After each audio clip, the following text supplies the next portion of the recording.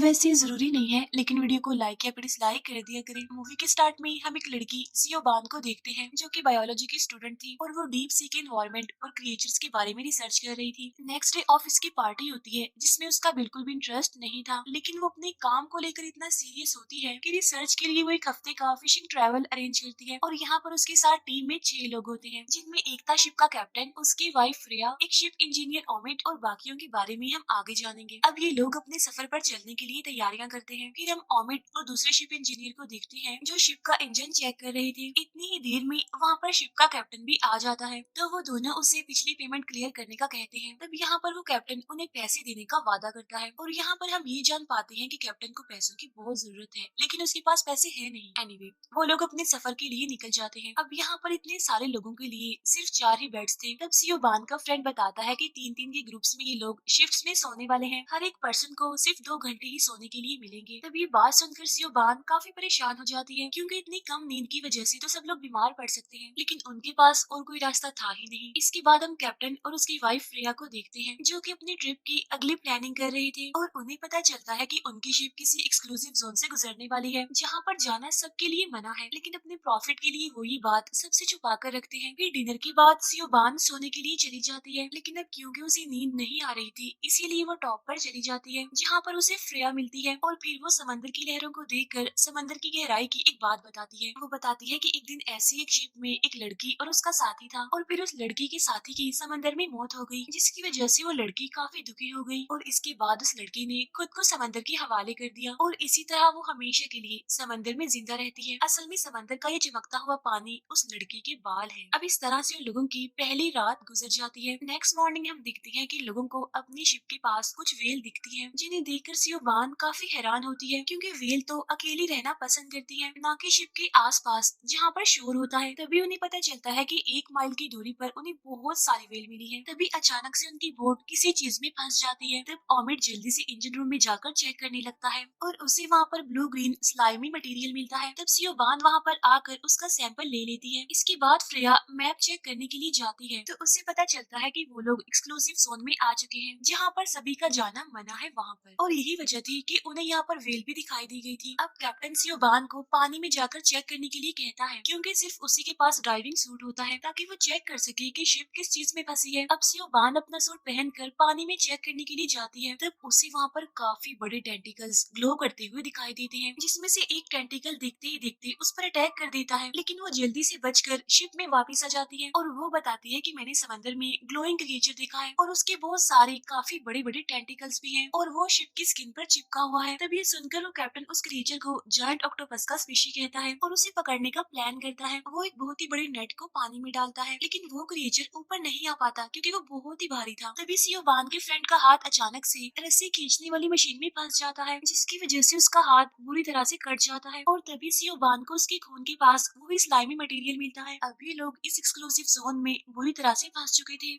वापस जाने का इनके पास कोई भी रास्ता नहीं था। हेल्प मंगवाने के लिए उनका रेडियो भी खराब हो चुका था, और खाना भी बस खत्म होने ही वाला था। अब देखते ही देखते वो सब लोग पैनिक करने लगते हैं। तभी सियोबान को कुछ दूरी पर एक दूसरी शिप नजर आती है, जिसे देखकर टीम के सारे मेंबर्स खुश हो जाते हैं, क्योंकि उन्हें बचाने के लिए अब कोई तो वहाँ पर आ चुका था। अब इसी उम्मीद में वो लोग रेडियो और खाने की तलाश में अपनी बोट के जरिए उस शिप के लिए निकल जाते हैं। जब थोड़ी देर के बाद वो वहाँ पर पहुँचते हैं, तो देखते हैं कि इस शिप में तो कोई भी नहीं है।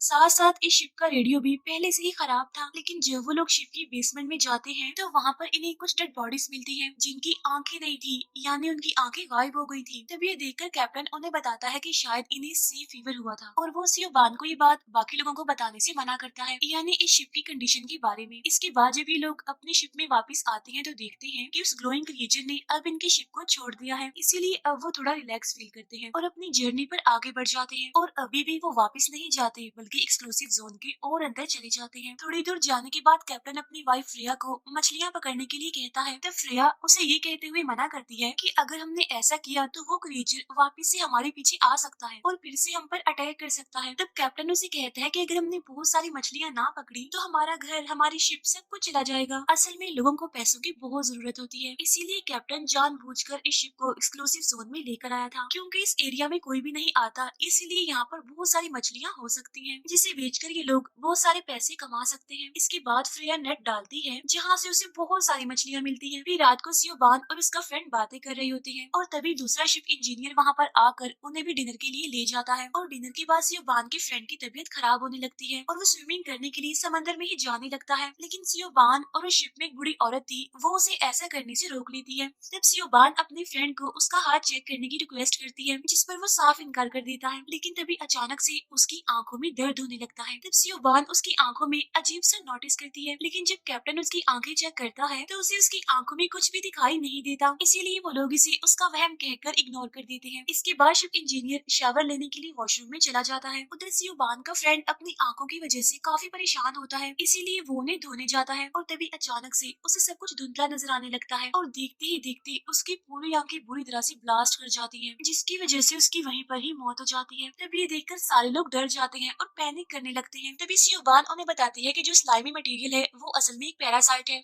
जो कि शिप के पानी में ही घुस गया है। और तभी उन्हें याद आता है कि शिप इंजीनियर अभी तक शावर ही ले रहा है, इसीलिए ये लोग उसे रोकने जाते हैं, लेकिन वो इनकी बात को मजाक समझकर इग्नोर कर देता है। और फिर देखते ही देखते शावर में पानी आना बंद हो जाता है और तभी शावर में से वही स्लाइमी मटेरियल यानी पैरासाइट निकलकर उस पर अटैक कर देता है, जिसकी वजह से वो शिप इंजीनियर काफी इंजर्ड हो जाता है। तब सियोबान अपने टीम मेंबर्स को दूसरी शिप की रियलिटी और उसकी कंडीशन बता देती है। इसके बाद कैप्टन सियोबान और ओमिट को हर 2 घंटे के बाद पानी चेक करने के लिए कहता है। इसके बाद ओमिट और सियोबान वाटर फिल्टर चेक करते हैं। तब उन्हें पता चलता है कि उन पैरासाइट ने सारे फिल्टर्स को खराब कर दिया है और फिर देखते ही देखते अगली सुबह भी आ जाती है। तब वो लोग सियोबान के फ्रेंड का फ्यूनरल करते हैं। इसके बाद सियोबान उसी पैरासाइट को दोबारा से शिप पर देखती है, इसीलिए वो उसका सैंपल लेकर माइक्रोस्कोप से चेक करने के लिए जाती है। तब उसे पता चलता है कि असल में स्लाइमी मटेरियल किसी वेल का बैक्टीरिया है जिसमें अब एग्स बनना शुरू हो गए हैं। तब इस बात की वजह से सियोबान काफी परेशान हो जाती है। तब सियोबान और ओमिट उन एग्स को यूवी लाइट से खत्म करने की कोशिश करते हैं, लेकिन वो इसमें नाकामयाब रहते हैं। लेकिन तभी सियोबान को एक आइडिया आता है। वो कहती है कि अगर उन्होंने शिप के पास करंट छोड़ दिया तो वो पैरासाइट मर जाएगा, लेकिन फ्रेया उसे ऐसा करने से साफ मना कर देती है क्योंकि ये शिप उसकी थी और ऐसा करने से काफी नुकसान होगा और इंजन भी खराब हो जाएगा। लेकिन अब क्योंकि उनके पास और कोई रास्ता तो था नहीं, इसीलिए फ्रेया मान जाती है।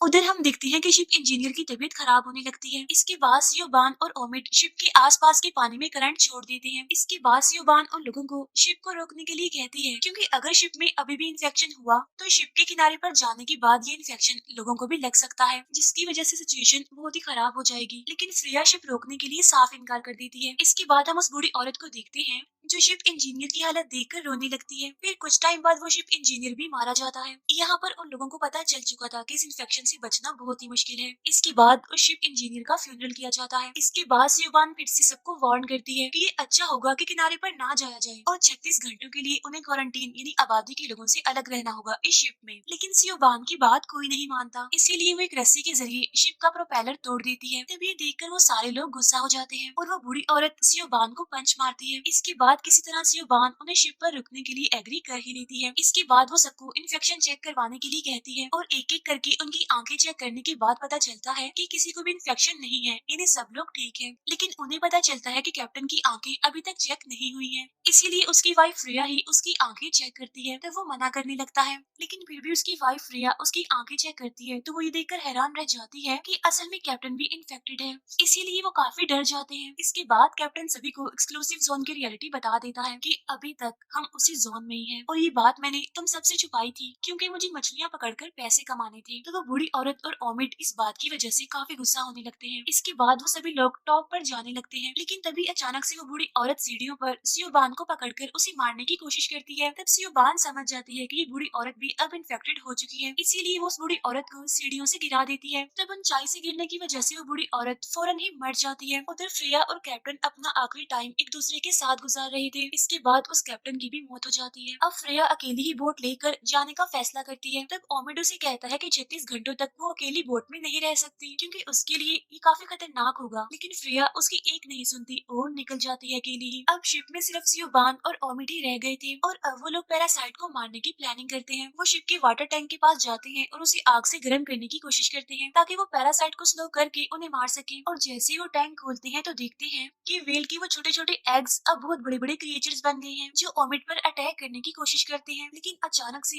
वो समंदर में चले जाते हैं। लेकिन सोचने वाली बात तो ये थी कि टैंक से समंदर में जाने का कोई भी रास्ता नहीं था, जिससे अब ये दोनों भी समझ जाते हैं कि असल में इन पैरासाइट ने शिप के नीचे वाला हिस्सा खा लिया है। इसीलिए तो वो सीधा समंदर में चले गए और शिप अब बहुत जल्द डूबने वाली थी। अब रात में वो लोग शिप को आग लगाकर सिग्नल देने की कोशिश करते हैं। इसके बाद वो रेस्क्यू सूट पहनकर छोटी सी लाइफ बोट में बैठकर समंदर में चले जाते हैं। उन्हें कुछ ही दूरी पर एक शिप दिखाई देता है, इसीलिए अभी लोग उसी की तरफ बढ़ रहे थे। लेकिन तभी ओमिड अचानक से पानी में गिर जाता है, लेकिन अब क्योंकि उसे तैरना नहीं आता था, इसीलिए सियोबान उसे बचाने के लिए पानी में कूद जाती है। अब यहाँ पर वो ओमिड को तो बचाने में कामयाब हो जाती है, लेकिन वो ग्लोइंग क्रिएचर उसके हाथ पर अटैक करके उसे इन्फेक्टेड कर देता है।